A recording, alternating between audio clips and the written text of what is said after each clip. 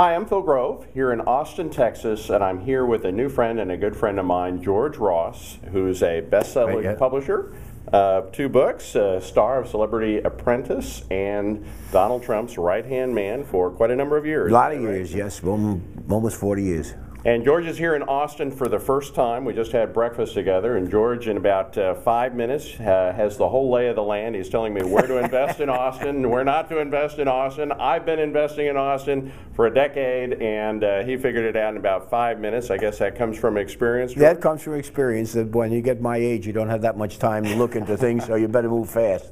I mean, literally, George, you know, he looks at a map and he says, you want to invest here. I mean, he had it exactly right. I mean, I know because this is my town, but he had it exactly right just from looking at a map. And basically what you told me is every city is the same pretty much. After you've seen one, you've seen them all. True. Well, George is here because we're at a very special event here in Austin, Texas. And what I like to say is, you know, the stars have aligned in a very unique way, a very different way. In other words, right now, here we are in the Great Recession, the banking crisis, the post-bubble crisis. The things that used to work don't work any longer. And the things that you need to do now are quite different than what worked 5 years ago. So we're here to give our students the tools and strategies and tactics to be successful in today's market, which is a gift because the biggest opportunities exist for those who solve the biggest problems in the biggest times of need. And there are some significant problems to solve, and there are some significant opportunities to go along with them. So we want our students to think big. And to get them to think big, I invited George to come here to Austin to talk to my students because, you know, George and I have been talking to each other. I do exactly the same thing that George does. We find deals, we negotiate deals, and we sign contracts. The only difference between the contracts that I'm doing and the contracts that George has been doing is he adds about 3 zeros. That's right. About 3 zeros to that thing. And that's what thinking big is all about. So, George, I want to appreciate that you have come here to Austin. Yeah. And do you have any words for thinking big? Well, thanks for having me. But you hit the nail basically right on the head. And this is a unique opportunity when things are down. Those that can succeed and think outside the box make fortunes, and they do extremely well. Right. Most people say, "Well, it's not the right time to invest, so I'll wait." Yeah. When you wait, you lose. You know, in 2007. Everybody in the world wanted to be a real estate investor because they had watched people make money from 2002 to 2007. By 7, you're at the top of the market and everybody wants in. And frankly, it was arguably the first time in history to get into the market in 2007. Here we are in 2011, and frankly, nobody wants to be a real estate investor because everybody looks at the real estate market and they see all these people that lost money over the last several years. Well, what do you think about the opportunity right now? So the opportunity right now is great. You see, what most people don't realize is that more fortunes have been lost in real estate than ever were made. But the smart people, those that have the courage and are ahead of basically the curve, are the ones that are successful. So if you buy in an up market, you're not doing great. If you buy in a down market and you can survive the next cycle, whatever it may be, you're going to end up very well. So it really requires more ingenuity and more courage. Right.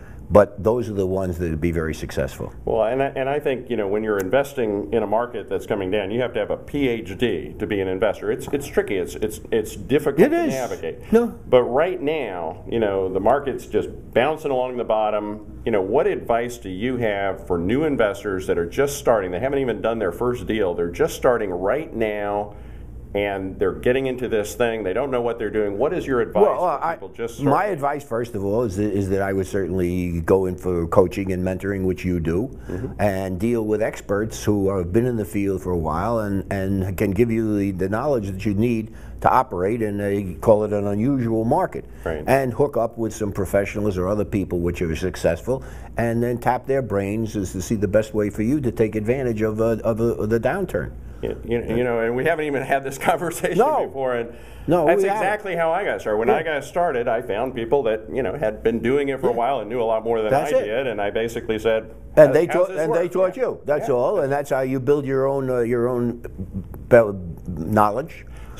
own base of knowledge, and then you use it and you improve it. You find out what works and what doesn't work, and then later on you accept what does work and you throw out what doesn't work.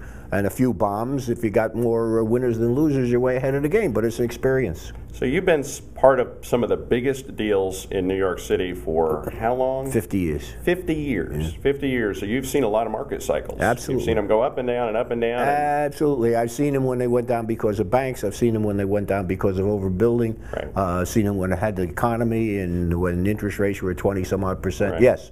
God see all the cycles, and that's the one thing you know. There's always going to be a cycle. That's what I wanted to hear, because for people that are just getting started, they haven't ever, they've seen one cycle, right? Their entire experience is, one cycle, and you've seen many cycles. So what, I value that perspective. What can you say about that? Well, the perspective is one thing I have seen. Real estate will always appreciate in value. Right. It's just a question if you have the ability to hold it for the period of time necessary to reach the cycle you want. Also, that is different. There are some projects that you go in that you want out in a year. There are others that you want out in 5 years. Others, you go on land banking and say, good, I'll put it in, I'm not out for 20 years. I'll leave it for my children. So there are all different types of real estate, all different types of deals, and the idea is to make sure you're aligning what you want to do with that particular project. So if you got something that you think you want to get out in a year, have enough money to last 3 years, you'll be all right. But if you go in and say, I'm out in a year, and then you're in a downtime, it doesn't work. So I guess the bottom line, I'll ask you one last question. I'm hearing people get wiped out when the things bottom out if they don't have pockets to sustain it, but if they do, they're going to be in good shape as the next cycle takes off. Right now, is it a good time to get in? Yes, right now is the best time to get in. Thanks. So I would just, people have said to me, or I've said, if I were younger, I would have invested a tremendous amount of money in New Orleans right after Katrina. Right. All right, now, and nobody wanted any property there. Right. But meanwhile, you could buy property in there as a result of a catastrophe. You could buy it really cheap, and ultimately it would be a wonderful investment. But you're talking years. Right. So I'm saying you go there, that's not a 2-year proposition, maybe a 10-year proposition, but at a wonderful opportunity only as a result of a catastrophe. Well, you got a catastrophe of sorts now because of the subprime mortgages and the so many properties are underwater. The things going on with the banks are terrible. Right. Yeah, but that's an opportunity for not the faint of heart. I would call it an opportunity of a lifetime. Of course, yeah. Absolutely, I would too. And the cycle will change too. Okay. Well, George Ross, thank you so much for joining us. Well, thanks for having me. Thanks you.